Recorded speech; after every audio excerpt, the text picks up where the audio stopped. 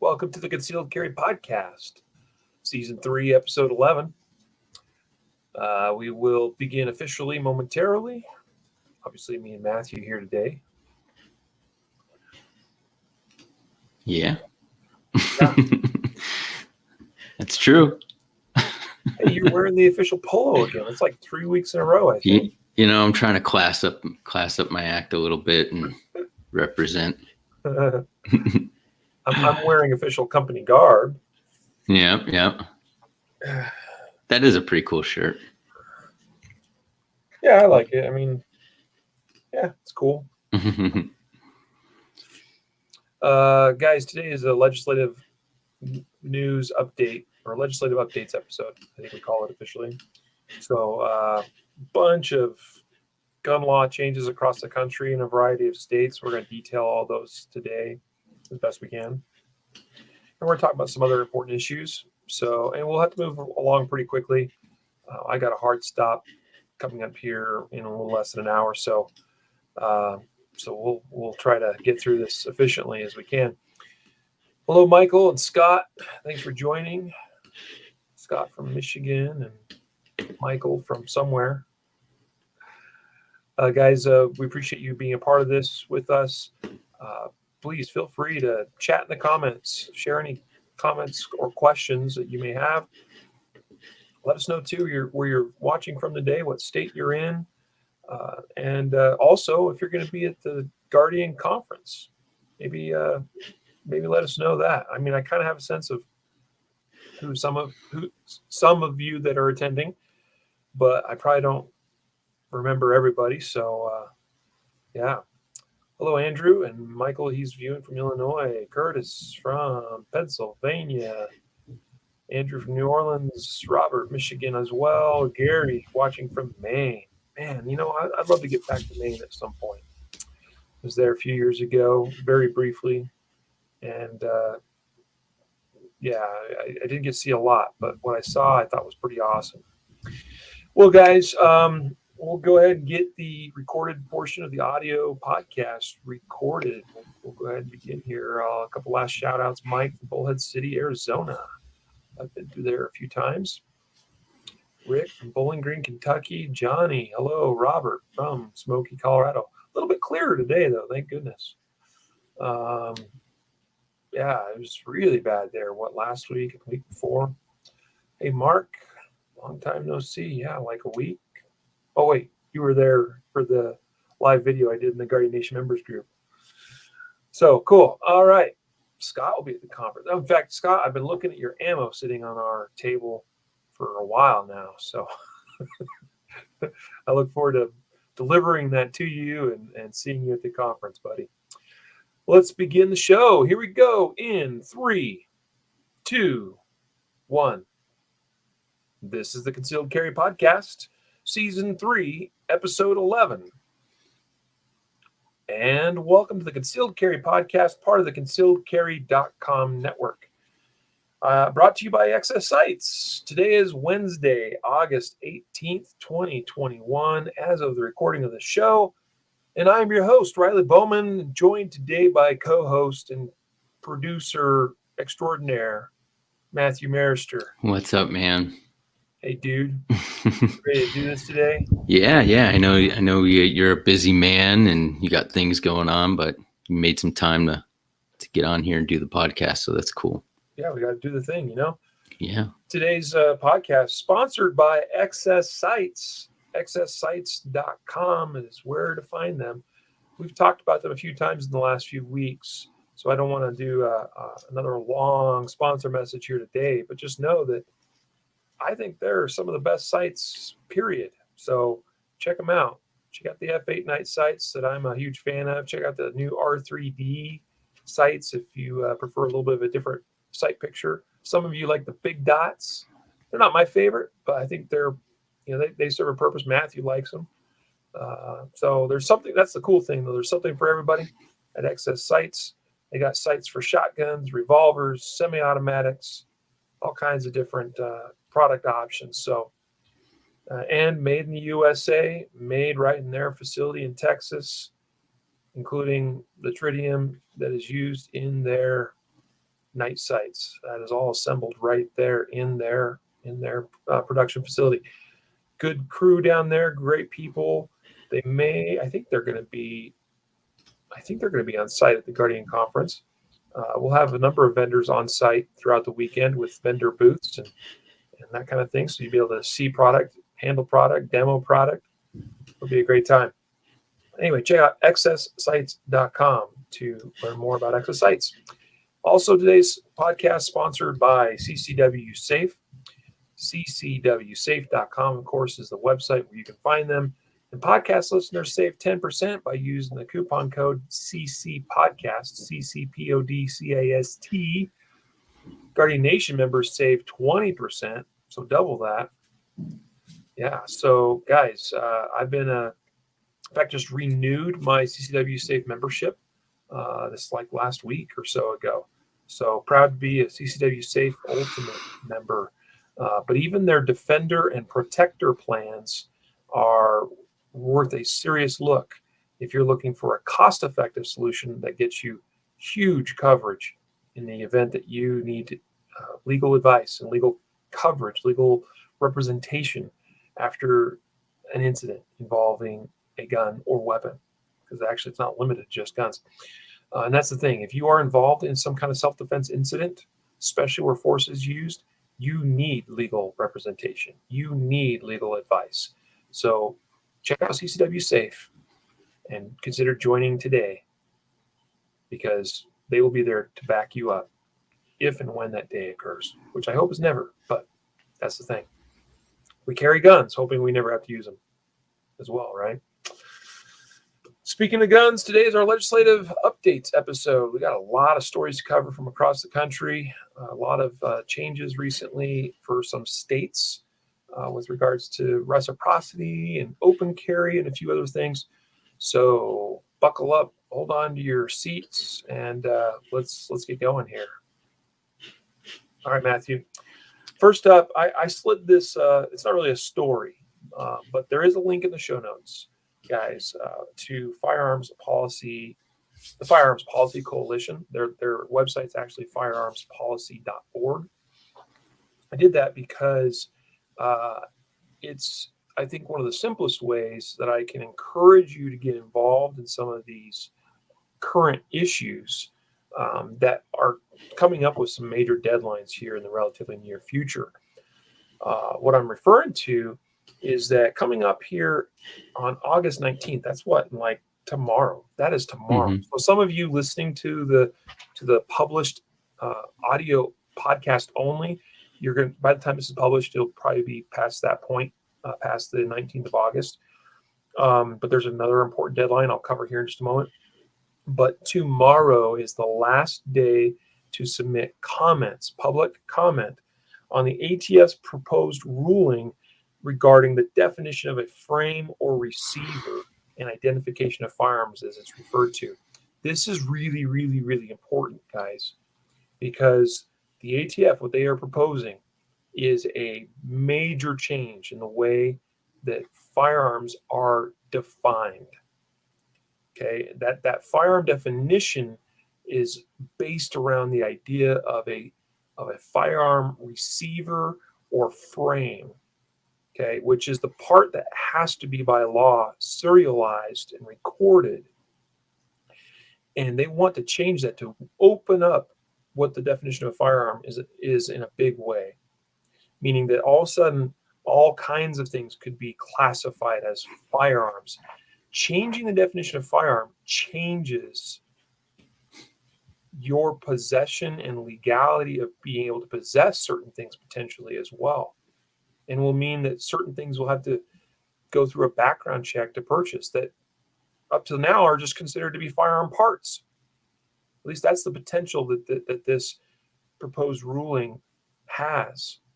This is a really, really important thing that we let the ATF know and the Biden administration know, that we are not okay with this revised definition of firearm. Here's the thing, that type of thing is usually reserved for Congress to write into law. Okay, their ATF is writing a fine line here of trying to they're asserting themselves in how they interpret what Congress established in law decades ago. This is huge. I am asking and imploring upon you to go and leave public comment. Be respectful, be intelligent in how you do this. Explain the issue, read about the issue some more if you don't understand it very clearly, so that you can respond intelligently in providing your public comment. Here's the thing.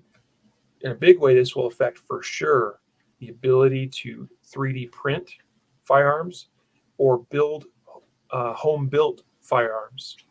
Like your Polymer 80 kits, most likely be affected by this. That's the intent here. That's how they are trying to get around current law so they can outlaw ghost guns, essentially, which Biden has made clear is one of his initiatives. But they're doing so in what I consider to be an illegal manner. So, guys, here's the thing. Go to firearmspolicy.org. When you land on their homepage, scroll down a little bit. You'll see a bar, across the center of the page, a section that has 3 steps, basically. It's 3 action steps. One says join. They're basically asking, hey, join Firearms Policy Coalition. I would certainly encourage you to do that if you wish to do so. I'm not saying you got to, but I think they are a worthy organization doing amazing work fighting for Second Amendment rights. Number 2, and this is the big one. If you click on the number 2 step, it says act. Take 2 minutes to add your voice to specific Second Amendment action items.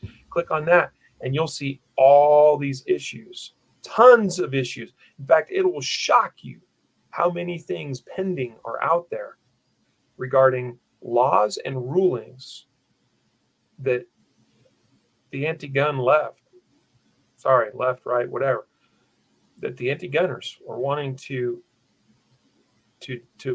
put into effect to restrict Second Amendment rights further. All right. So anyway, the other big deadline coming up is the ATF's proposed a rule on how they define, or this is what they call the factoring criteria for firearms with attached stabilizing braces. So those stabilizing braces that you've had for years now, that allowed you to run a shorter barrel on a carbine rifle or that kind of thing, yeah, they're trying to make that illegal now too. So, or at least provide criteria that essentially makes stabilizing braces as we know them illegal. So that is also a big issue, and the deadline on that, I think, is September 9th. So 2 very important issues that need public comment. The more people that comment intelligently, respectfully, more likely folks at ATF will go, ooh, maybe we don't want to push this issue. So anyway, firearmspolicy.org. In fact, if you want to go to firearmspolicy.org/ACT, ACT, that's a direct link to the page where there's all these different actions, these public comments and things that you can get involved with. So moving on, I'll go ahead and cover this next story, Matthew, since this is kind of near and dear to my heart. Yeah. We mentioned this in an episode not too long ago about how Jefferson County Parks and Recreation District, I live in Jefferson County, Colorado. So this is a Colorado issue, a Jefferson County specific issue. The Parks and Rec Department, we're talking about instituting, a ban on concealed carry of firearms in what we call foothills parks and facilities. It's Jefferson County, but it's Foothills Parks and Rec. That, like, the parks that my kids go to and play in are run by Foothills Parks and Rec Department. They wanted to institute a ban on concealed carry of firearms. They were emboldened to do so because earlier this year, the legislature and the governor signed and passed a bill, Senate Bill 21-256. By the way, this was done kind of quietly. Didn't even hardly hit on the radar. Nobody was really even paying attention. And I hate this kind of crap. But this bill opened up the door to permit things like parks departments and other jurisdictions in the state to ban firearms, including concealed carry, from their facilities. Fortunately, there was a lot of people that complained about this. even the local sheriff, our Jefferson County sheriff, said this is not cool. I sent an email to the board of directors of the Parks District saying I oppose any action taken on this. Fortunately, there was a bunch of other people that did so as well, and quickly the Parks and Rec District decided to withdraw this initiative. So that is why it is so important that we voice our opinions and our feelings and thoughts on these things, to let people in charge know that, hey, there are people that care about this and will put up a fight for this. So yeah, glad to see that got overturned. Yeah, definitely. And the crazy thing about it is I wasn't really familiar with that law either, and I'm not in Colorado like you are, but the wording of the law is even kind of suspect. It says, they were, claiming that this is giving, by allowing local jurisdictions to kind of write their own gun laws, they're giving them, autonomy from being controlled by the state.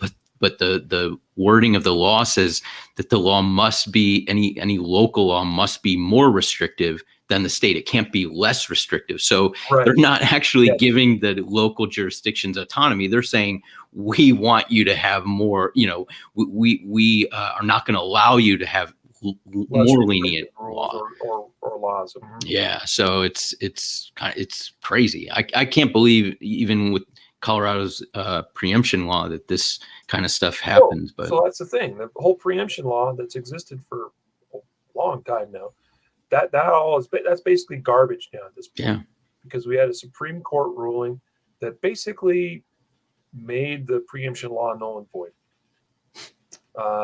And that gave the current legislature and the governor the ammunition, if you will, nice pun there, to they're like, hey, we feel like we can push this law now that flies in the face of preemption, like completely goes opposite to it.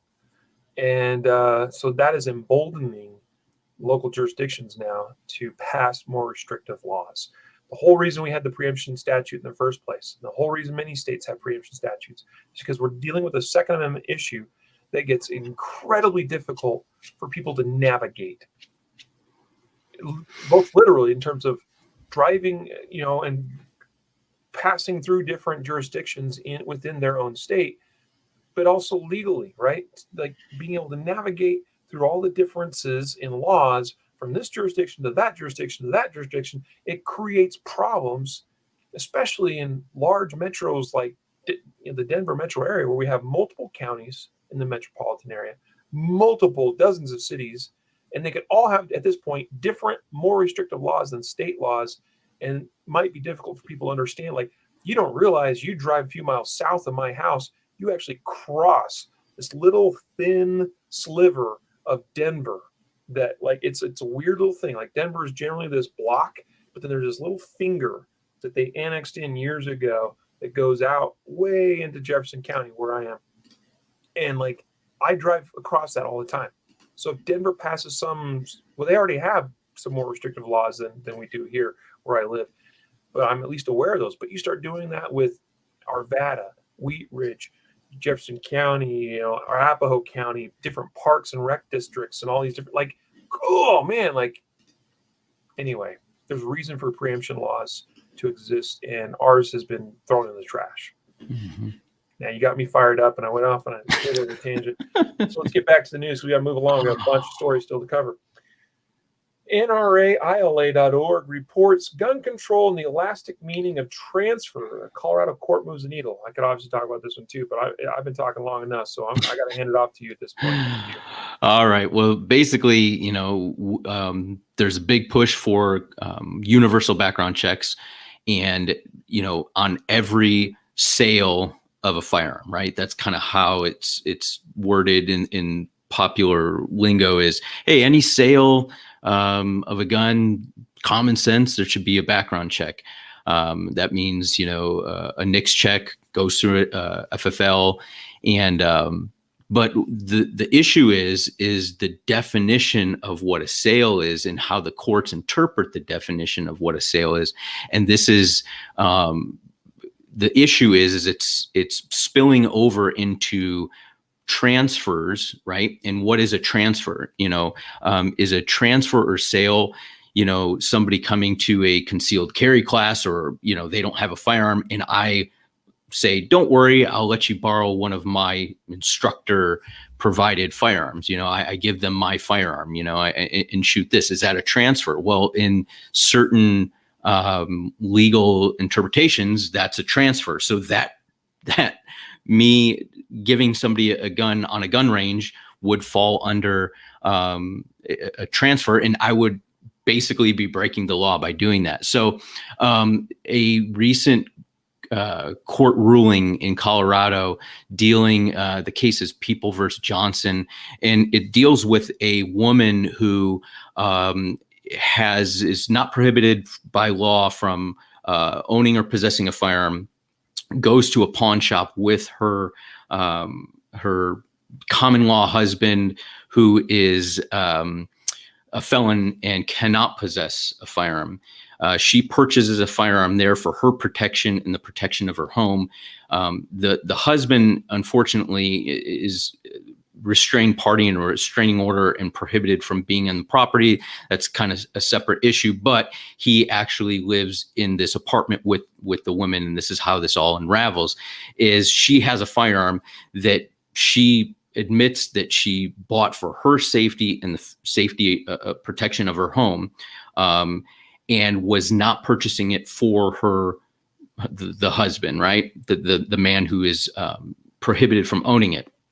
The man eventually is seen by the landlord on the property, and it's known to him that he is prohibited from being there because of a restraining order, and calls the police. The police arrive, they take him into custody, and he's found in possession of her firearm. He admits that he took the firearm when she was not there. She didn't give the firearm to him. She didn't buy it with the intention of sharing it or giving it to him. But the fact that he had access to it and had it in his property, in his possession, that transfer by her purchasing the gun and him having possession of it was considered and ruled a transfer, as far as the law that deals with straw purchases. So she was found guilty of a felony, basically committing a straw purchase and allowing this person who was prohibited transferred a firearm to him.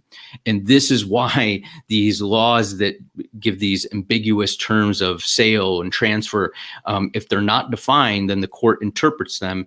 And if you get an interpretation like this, it has far-reaching implications. Oh, big time for sure. I don't agree with what this woman has been charged with or was charged with. Obviously, that's why she's fighting this appeals court case. It's like, so this issue where you have a couple, a spouse, whatever, right? A household where a member of that household is a felon and another member is not, and so that non-felon member of a household or family or couple purchases a firearm, which legally they're allowed to do. There's no prohibition against them owning a gun. They're not a felon. They haven't broken any laws or whatever, right? But they reside in the same household as somebody who is a felon. That's always been a legally sticky situation for households that are in that boat or in that classification, if you will. Here's the thing: like, that the person you're dating, living with, married to, whatever, is a felon, and you buy a gun or own a gun already when you get together or whatever, like you should, I'm sorry, like, on one hand, she opened the door for this to even become an issue in the first place. The responsible thing to do, because it's responsible in a general sense, which is any of us that are gun owners, we should have responsible means of securing those firearms. We've talked about how even if you are a single dude living as a hermit in your own house, and like nobody else is there, and nobody ever visits there, comes in there, whatever, like, you should still lock your guns up. Like, keep them in a safe. Why? because, I mean, I'm not saying you have to. I'm not saying you're legally obligated to. I'm just saying it's a responsible thing to do, because guns get stolen. Your house can get broken into, and then your gun gets stolen. So because it's not secured or whatever, right? Like that's just one reason to, one thing to keep in mind. And then of course we could talk about the safety in children issue, but this is a whole other thing, where you have other individuals inside the home that legally cannot possess or have access to the firearms. In this case, she had it like in her closet. She claims that she didn't really know that he knew where it was, but obviously he was able to find it because this man was caught with it and used it. So, yeah, again, I don't necessarily agree with how because that's what the issue is at hand here, is what constitutes a transfer. And this is an important legal term to define in the state of Colorado, because we require so-called universal background checks in this state, meaning that a transfer requires a background check. So what is in fact the transfer? That's what's at issue here. That's what needs to be defined. And why universal background check laws with clauses such as, all firearm transfers require a background check, which is basically what a universal background check is meant to be, it's problematic, right? So another story here out of Washington State. Not going to go into a ton of detail on this, but the link's in the show notes of today's episode, so you go pull it up, as you can do with any of these stories, and read up on them. But in Washington State, like around the same time Colorado passed our universal background check law, the next year Washington State passed something similar. That's referred to as I-594. The specific law, it was done. This one was done by initiative in the state, not necessarily by a legislature and a governor signing and passing it into law. But something that people argued then in Washington State when this was being promoted as an initiative, and they were trying to get everybody to vote for it. There were people that expressed concerns that this could open some legal challenges or create some legal challenges for people that go hunting. And it's not. And I mean, there's a lot of different situations where this can become sticky. It's like, I don't know, like I've had friends in the last few years, like, hey, could I borrow a gun? I would like, can I borrow your hunting rifle? I'd like to go hunting. I actually had a friend contact me and said, I want to fly. I want to travel to Colorado, because Colorado is world famous for elk hunting.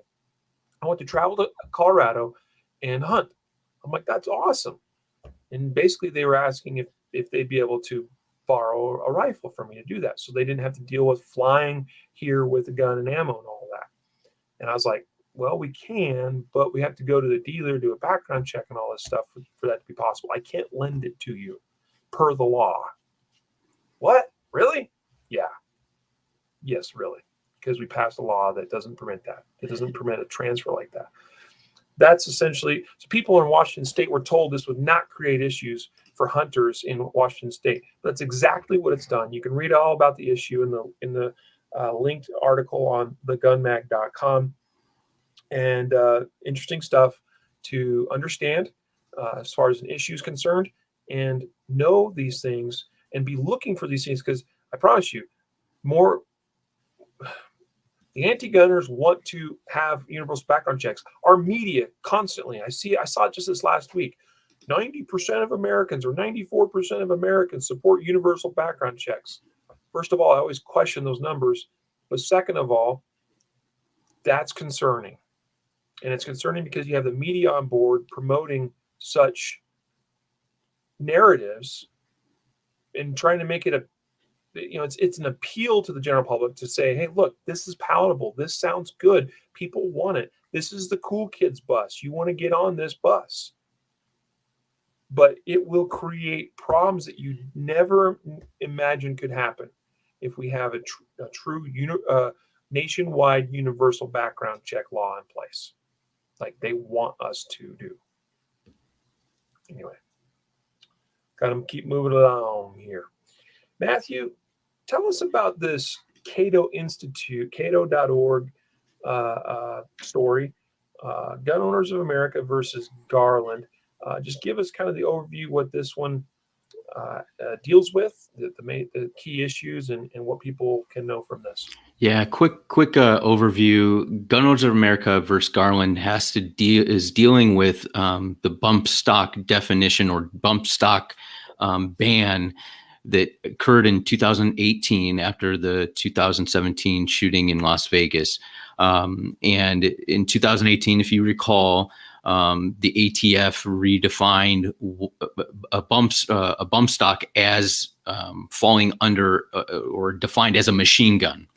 So when that happened, it obviously became illegal to purchase or to own. And so what ended up happening were several lawsuits that went back and forth, saying that the ATF cannot legislate, create a law that is punitive, a criminal law, where basically Congress hasn't given them that authority or hasn't,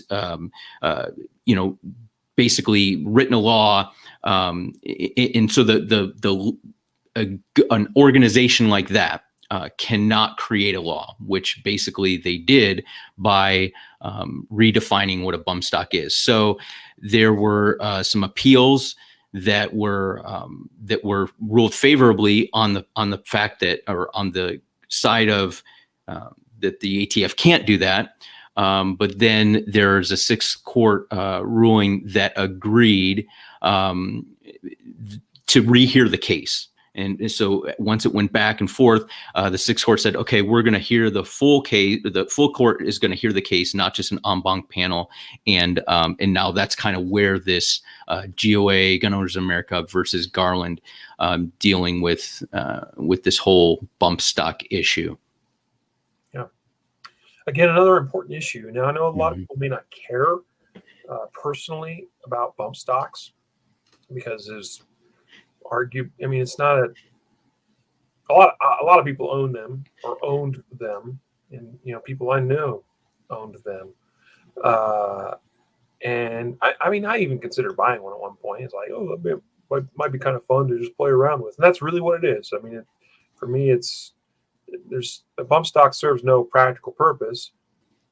It's more just for fun and entertainment to have simulated full auto fire. And that is what it is. But that's the danger, though, of ATF reclassifying things like this, just like what they want to do with pistol braces. So that's why this case is a harbinger, okay, a warning of what can happen with respect to pistol braces. That's why we need to be so concerned about that issue. That's what the ATF is trying to do, is reclassify pistol braces, require us to meet all these nearly impossible to comply with criteria if you want to possess a pistol brace, something that has been much more widely used by Americans. The pistol brace has become, like, how many videos do I see nowadays where, like, what was I watching the other day? Oh man, I was watching something the other day, and it was just a a kind of an instructional video. I can't remember which channel it was on now, and the guy was running a shorter barreled AR with a pistol brace. It's just kind of become the norm, universally accepted amongst gun owners. So this is a very important issue that will affect millions of gun owners. The bump stocks didn't affect nearly as many people, but it was still in and of itself a big issue, and it was just the precursor to a pistol brace ban. So follow this Garland case. We will be, we'll try to update you too as this, goes through the process of being reviewed by the full court, the 6th District Court. So stay tuned for more updates from Gun Owners of America versus Garland. Right on. All right. We actually have Bill, who is visiting South Carolina, in the YouTube comments, commenting about his disappointment that there's no reciprocity with his home state, so that he's unable to carry concealed in South Carolina while he's visiting there. I was actually in South Carolina just a few months ago myself. visiting a friend as part of a trip that I was doing down to that region. I spent most of my time in North Carolina, where I did have reciprocity, but I didn't have reciprocity in South Carolina. Because guess what? South Carolina doesn't have reciprocity with a lot of states that you would expect it to. South Carolina is the redheaded stepchild of the South when it comes to gun laws, because almost every other southern state, is pretty like, oh, whatever. Oh, you want to have reciprocity? Cool, whatever. Like, but South Carolina, it's just a little bit weird with some of their laws, and one of the few southern states that didn't have open carry until recently. Mm-hmm. That's what this next story is all about, is to update you on recent legal changes in South Carolina regarding open carry. Governor Henry McMaster signed Bill 3094 into law back on May 17th. It has recently gone into effect. In fact, that was just a few days ago. August 15th, it went into effect. There's a few important things, though, you should know about open carry in South Carolina. So first of all, open carry is not available for just anybody, any legal person in South Carolina. It's only available for legal residents with a valid South Carolina concealed carry license. This is similar to how Texas did it until recently, before Texas passed their constitutional carry.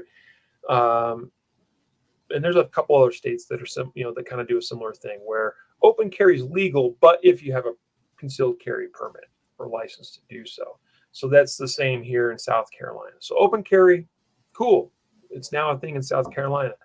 Not so cool, requires a permit. Not so cool, requires a South Carolina permit. Mm-hmm. So non-residents cannot carry openly in South Carolina. Also, the law does not take away private or public business owners' rights to prohibit firearms on their property or open carry or whatever. So it does say that the law says that they must post signs indicating they do not allow firearms on their property. Those are the two big things. So I wanted to make you aware of that. The big one is, like, I don't want people to hear, hey, open carry in South Carolina, I could just carry openly since I can't carry concealed. No, that's not true either. So just watch out for that. I mean, bravo, thumbs up to South Carolina for passing a law that permitted finally open carry to be a thing. It's one step. It didn't go quite far enough, but it's a step in the right direction. And so we got to recognize and applaud those things and hope it creates momentum for additional pro 2A changes in South Carolina. Mm-hmm. Yeah, and it's sort of the same thing. Like I hear a lot of people say, well, open carry is stupid, so what does it matter if there's open carry or not? And it's kind of like the same argument about like bump stocks. It's not so much about open carry, whether it's tactically good idea or bad. It's the principle behind it, right? So yep. Okay, moving on to now a story on, by the way, that last story was from concealedcarry.com, and this next one is from concealedcarry.com. This one regarding North Dakota. Important changes to North Dakota gun laws go into effect. Matthew, you wrote this article, so highlight for us, what are the North Dakota changes? Yeah, so it's not really going to change people with North Dakota permits. It's just permits that North Dakota recognizes. They're only recognizing permits from the states with the current reciprocity agreement in place. And I list all the states in there. You can check out the article. There's probably, I think, 15, 18 states that they still have reciprocity. And the self-defense law, House Bill 1498, is the big thing. And that enacted stand your ground in North Dakota. So North Dakota now has stand your ground, self-defense law, which is fantastic, right? And removing the duty to retreat. So if you're in North Dakota with a North Dakota permit, the only thing that really affects you is stand your ground law. But if you, North Dakota changed some of the reciprocity agreements with other states. So check your permit, make sure that if you had North Dakota reciprocity before, just confirm that you still do. Mm-hmm. Yep. Good. All right. Thanks for covering those changes in North Dakota for us. Again, moving right along, we're going now to Mississippi. Another article on concealedcarry.com.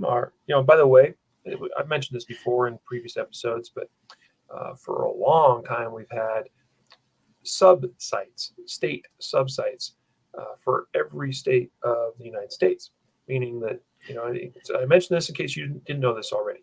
If you want localized news and information for your state where you reside, all you got to do is put in your state name, then a period, and concealedcarry.com after it.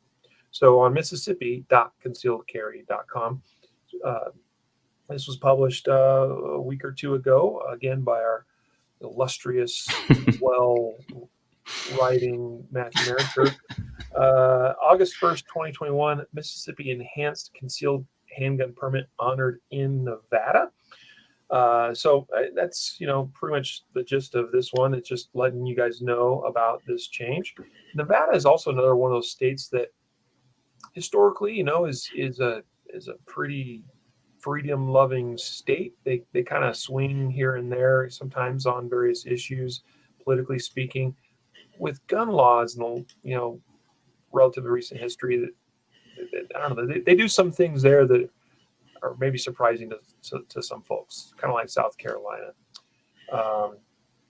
Probably a little influence carrying in over from California. They're right there on the border. But anyway, so as of August 1st, 2021, Nevada started honoring the Mississippi Enhanced Concealed Carry License. So this is not the regular Mississippi permit. This is the enhanced one. There's a handful of states now that have enhanced permits. And so that creates an interesting situation where we have some states that previously didn't honor permits from a particular state, but now they'll honor, like in this case, an enhanced permit from that particular state. Just something to be aware of. And it might be one reason why you may want to consider getting an enhanced permit in your state if your state offers it, so that you can have increased reciprocity. So the enhanced permit in Mississippi, as it does in most other states that have similar permits, enhanced permits, it does require additional firearm training. So just be aware of that. You got to go through an enhanced permit class, essentially. And there's going to be more live fire involved typically in those classes. So just a heads up there. But hey, at least it's another option again for some Mississippi residents that travel to Nevada to be able to carry concealed there. Another story from concealedcarry.com. Louisiana constitutional carry dead after 3 Republicans agree with veto. I'm just going to cover this really quick because we pretty much previewed this a couple weeks ago. We saw this coming. We knew this was going to be the end result of it. So this is just the official, yep, for sure. The constitutional carry bill that did initially pass both houses in the Louisiana legislature got vetoed by the governor, but they could not quite overcome that veto. And that's partly because 3 Republicans that voted for the bill went ahead and switched sides, essentially, to not vote in favor of passing the bill by overcoming the veto. For those of you that may be interested, who are those 3 that flip-flopped on this issue, that supported the bill initially, but then elected to not support it in overcoming the veto? That was Patrick Connick, Louis Bernard, and Franklin Foyle. We hereby put you guys on notice. Way to go for letting down your constituents.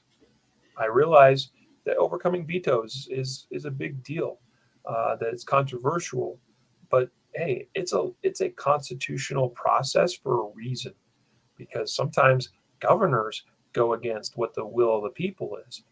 And in this case, the will of the people suggests that they want a constitutional carry. Anyway, let's go now to New Mexico.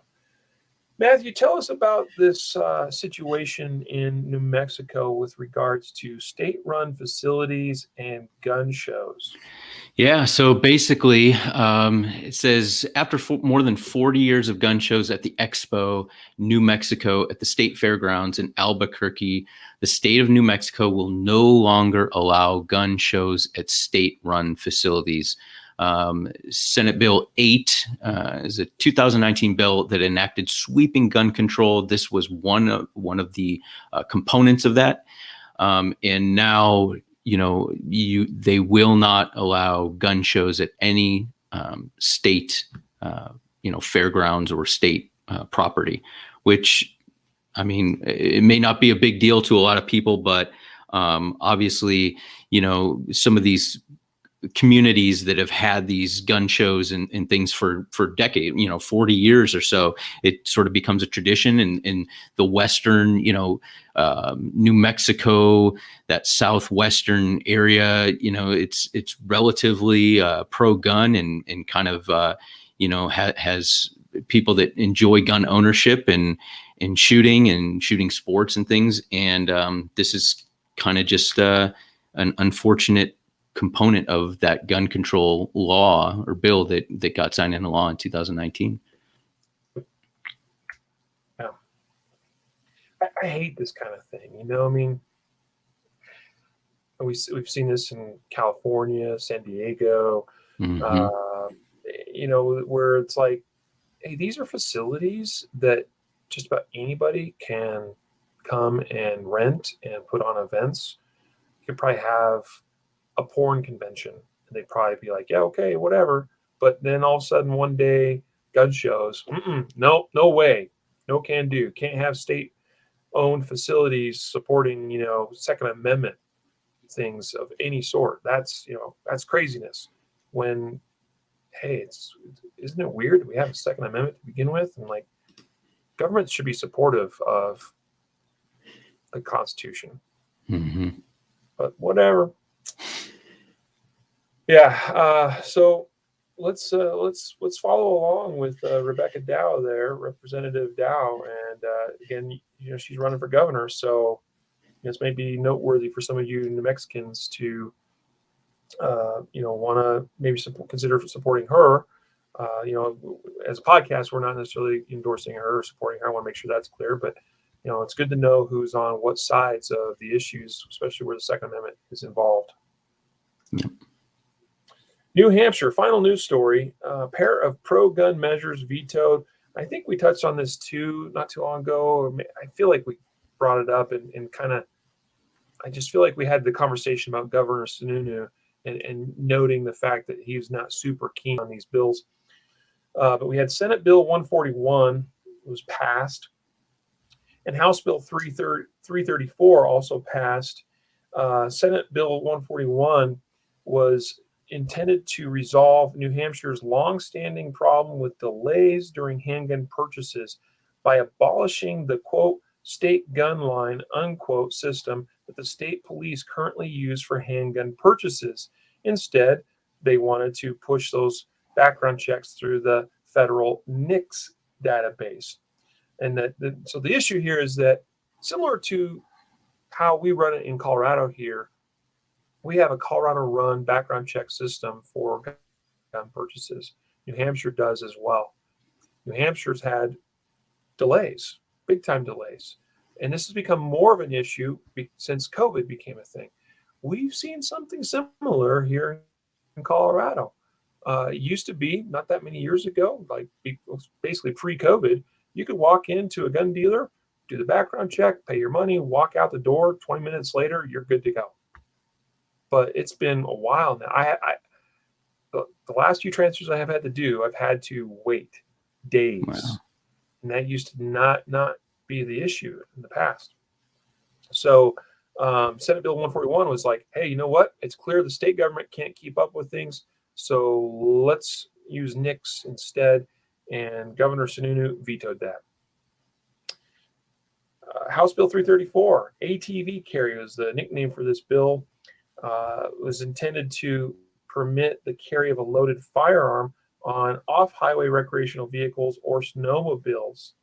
This was intended to clean up the law from when permitless carry was passed and a snowmobile prohibition remained. See, that's lame. Like, part of the reason there's restrictions on carrying loaded guns when you're riding a four-wheeler or something has to go back to, like, ties in with some hunting regulations and things like that that states, for whatever reason, felt was an issue. But nobody's hunting from a snowmobile. Okay, that might be an exaggeration a little bit. I suppose that exists, but like why this is an issue and why it's an issue, especially with carrying a handgun, is beyond me. And why Governor Sununu of the great state of New Hampshire felt he had to veto these two pro-gun measures is also beyond me. So, whatever. Stick it to the man, New Hampshireans. What do you call New Hampshire? New Hampshireites. I think that's what it is. Don't forget that your governor has failed you on numerous accounts where it comes to Second Amendment issues. And that's the stories we have for you today. Yeah. Do you have any final comments on any of that? No, I'm confused why they would, why he vetoed the NICS, allowing the background checks to go to the NICS system, which, most of the legislators are saying, oh, we need the NICS system and we need universal background checks through the NICS system. So now you have a state that passes a law that says, okay, let's put our background checks through the NICS system. And he says, oh, hold up, let's not do that. So I don't know. I'm not quite sure. Yeah, buddy. Well, we'll just have to, that's why elections are important. Elections have consequences. We're dealing with consequences of what, for some of you in certain states and for many of us on the national level. Everything that's going on with the ATF right now. Yes, the bump stock ban happened under Trump, which was not cool. And I'm still pretty angry at him for allowing that to be pushed through the ATF. But it was clear since the beginning with President Biden being elected that there were going to be some additional initiatives that the ATF was going to push. So, guys, don't forget to get involved. Don't forget to open your mouths and share your voices with the ATF, your representatives, your senators, your governors, your presidents. All right. I guess there's really just one president. Anyway. Guys, we appreciate you for being here and part of this episode with us today, this legislative update episode. We do, before we let you go, need to announce our weekly giveaway winner. This week we're giving away a package of 9mm dummy ammo from Ready Up Gear. So who's our winner this week? Drum roll. This week's winner is Mike A. Mike A. You won a pack of 9mm dummy rounds. Awesome. Congrats, Mike A. Last name A. Hey. And next week, we're giving away a free barrel block, a great dry fire training tool. I keep barrel blocks with me everywhere. I've got a barrel block in my backpack. I got a barrel block in my range bag. I was at the Area 1 Championship a few weeks back doing some dry fire practice in my hotel room. And it always makes me a little bit, to do dry fire in a hotel room because there's not really a lot of good, safe directions. But slip a barrel block in the barrel, and I no longer, worry about that so much because, again, we it's not that we then disrespect the fact that we're handling a gun, and it's still wise to have safe gun handling, but at least we know with a barrel block that we can do dry fire completely 100% safely if, our heads and brains are switched on. And it's a great product to use. Guys, make sure you sign up for the weekly giveaway by going to concealedcarry.com/podcast prize. And so with that, we're going to wrap this up and let you go. Thanks for joining us for this Legislative Updates episode. Matthew, final words? Stay safe, guys. Thanks for listening. And there you have it. I'll let you go with a reminder to train right, train often, and train safe so you can fight hard, fight fast, and fight true. Take care.